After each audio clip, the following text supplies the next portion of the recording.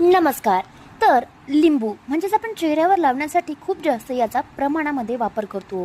पण तुम्हाला माहिती आहे का, लिंबामध्ये सिट्रिक ॲसिड असल्यानं तीव्र ॲसिडिक असते. संवेदनशील त्वचेसाठी ते खूप उग्र ठरू शकते आणि त्वचा लालही होते. त्याप्रमाणे खाज आणि जळजळ होणे हे त्रास तुम्हाला होऊ शकतात.